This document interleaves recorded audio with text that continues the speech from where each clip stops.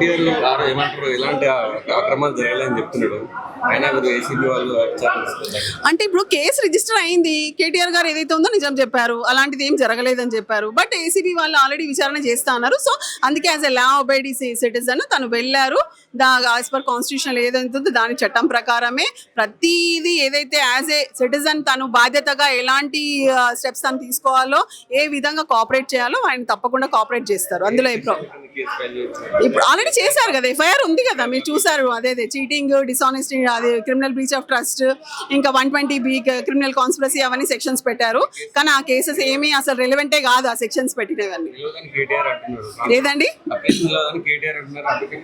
100% నిలబడదు. మీరు చూడండి, నేనేంది, మీరు యాజ్ అ కామన్ మ్యాన్ మీరు కూడా చూడొచ్చు. ఆ కంప్లైంట్ లో ఏం లేదు, ఫాల్స్ కేసు, అనవసరంగా ఫాల్స్ కేసులో ఇరికిస్తున్నారు.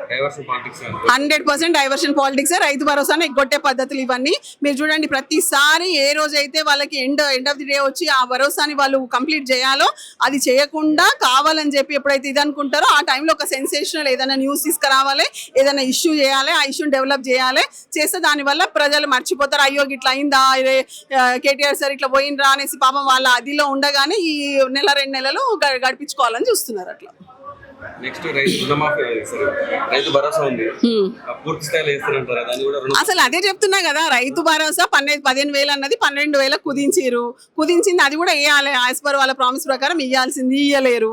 ఇవ్వకుండా డైవర్ట్ చేయడానికి మళ్ళీ ఇప్పుడు కేటీఆర్ గారి ఇష్యూ, ఈ విచారణ తేదీలు ఫిక్స్ చేయడం ఇవన్నీ జరుగుతున్నాయి.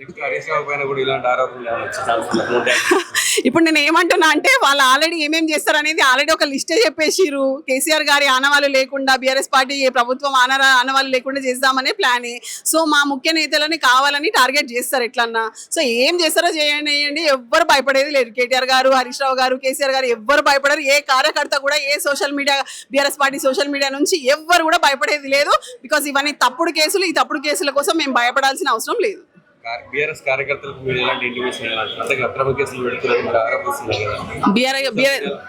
బీఆర్ఎస్ పార్టీ కార్యకర్తలు కానీ ఏమంటారు, సోషల్ మీడియా కూడా అందరూ కూడా చాలా ధైర్యంగా ఉన్నారు. బికాస్ నిన్న కూడా కేటీఆర్ గారు, హరీష్ రావు గారు చెప్పారు అందరు ధైర్యంగా ఉండమని చెప్పి. బికాస్ ఇట్లాంటి ఫాల్స్ కేసెస్ కి భయపడాల్సిన అవసరం లేదు.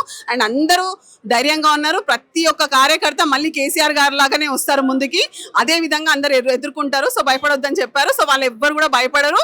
నేను కూడా చెప్తున్నాను, ఏ కార్యకర్తలు కానీ సోషల్ మీడియా పర్సన్స్ కానీ ఎవ్వరు భయపడాల్సిన అవసరం లేదు. మీ ముఖ్య నేతలు అందరూ మీతో ఉన్నారు. బీఆర్ఎస్ పార్టీ లీగల్ సెల్ కూడా మీతో ఉంది.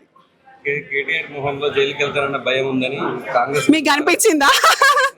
అది వాళ్ళు ఆరోపిస్తారు కానీ మీకు ఎక్కడైనా కనిపించిందా? నిన్న కానీ, ఈ రోజు కానీ, పొద్దున కానీ ఎప్పుడైనా కనిపించిందా? ఏం లేదు, ఎవరు భయపడతలే. కేటీఆర్ గారు అయితే అసలే